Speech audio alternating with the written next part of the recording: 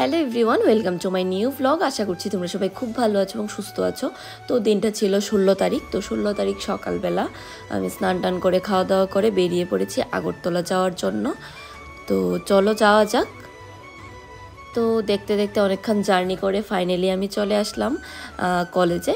তো আমার সাথে কিন্তু আমার ভাই ছিল, তার কারণ হচ্ছে ভাইয়ের অ্যাডমিশনের ব্যাপারেই কথা বলতে এসেছিলাম। অনেক বিজি ছিলাম, অনেক বিজিভাবে কেটেছে, আমি ব্লগটা করতে পারিনি। টেকনো ইউনিভার্সিটি গিয়েছিলাম, তারপর গিয়েছিলাম হচ্ছে শেরওয়ালিতে, তারপর গিয়েছি বাবার অনেক গ্রসারি জিনিস আনতে হয় বাবার জন্য। বাবার যেহেতু সুগারের পেশেন্ট, সব ব্রাউন খেতে হয় বাবার। তো আনতে আনতে আর আমি ব্লগটা করতে পারিনি। তখন দেখো আমরা ভাইও আছে সাথে। এখন যাচ্ছে আরেকটা দোকানে, তার কারণ হচ্ছে এই দোকানে সব কিছু পাইনি, তো ওইখান থেকে গিয়ে নেব। কিরকম লাগছে বল, নতুন নতুন কলেজে অ্যাডমিশন নেবে? ভালো লাগছে বলছে, এডমিশন হওয়ার পরই বুঝতে পারবে কীরকম ভালো।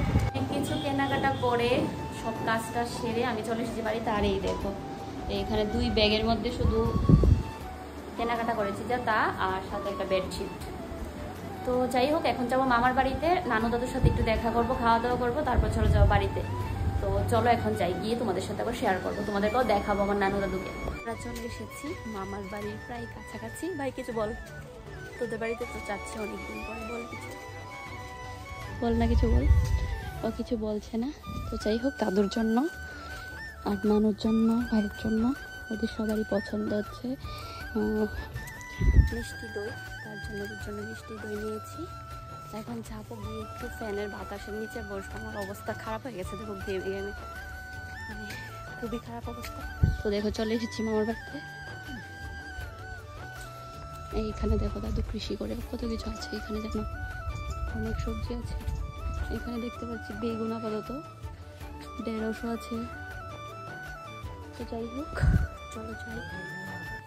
ওই হচ্ছে আমার দাদু, এগুলি নিজের ক্ষেতে চাষ করা। না, সবাইকে দেখাচ্ছি তুমি যে এগুলি চাষ করো। আর এই হচ্ছে নানু, দেখো ভাত খাচ্ছে।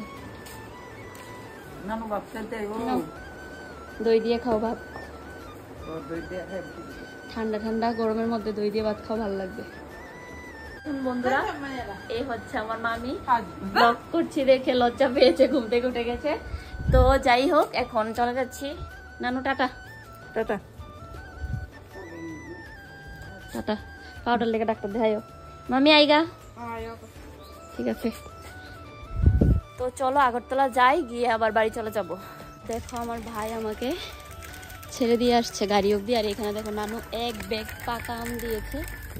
আর এখানটা দেখো পুরো গ্রাম্য পরিবেশ চারদিকে। এখান দিয়ে চারদিকে শুধু চা পাতা বাগান, খুব ভালো লাগে। তো যাই হোক, এখন যাবো। আমি টেনশন আছি কিভাবে এতগুলো আম নিয়ে আমি যাব গাড়ি দিয়ে, মানে এত ভারী ব্যাগ, 1 ব্যাগ আম, মানে কি বলবো আর। আর ওকে বলেছি আমার সাথে যাওয়ার জন্য, ও যাবে না, ও শুধু আমাকে এগিয়ে দিয়ে চলে যাবে বাড়িতে। তো যাই হোক, চলো যাই। আর ত্রিপুরাতে একদম ফার্স্ট টাইম আমি উঠেছি একটা টোটোতে, যেখানে মহিলা টোটো চালাচ্ছে। তো এটা দেখে আমার ভীষণই ভালো লাগলো যে মহিলারাও কোনো দিকে পিছিয়ে নয়। তো যাই হোক, এবার রুমে গিয়ে সব কিছু নিয়ে আমি বেরিয়ে পড়েছি মেলাঘর যাওয়ার জন্য। দেখো প্রায় সন্ধ্যা হয়ে যাচ্ছে। তো বাড়ি আসতে আসতে প্রায় অনেকক্ষণ লেট হয়ে গেছে। বাড়ি আসতে আসতে প্রায় বেজে গিয়েছিল 8টার মতো। তো বাড়িতে এসে দেখছি যে সবাই মিলে গোল করে বসে ডিসাইড হচ্ছিল। আমাদের বাড়িতে অ্যাকচুয়ালি একটা প্রোগ্রাম হবে ছোটোখাটো, তো সেটার জন্য সবাই মিলে বসে বসে প্ল্যান করছিল আর কি। আর তোমরা সবাই প্লিজ আমার ঠাম্মার জন্য প্রে করবে যেন তাড়াতাড়ি সুস্থ হয়ে যায়।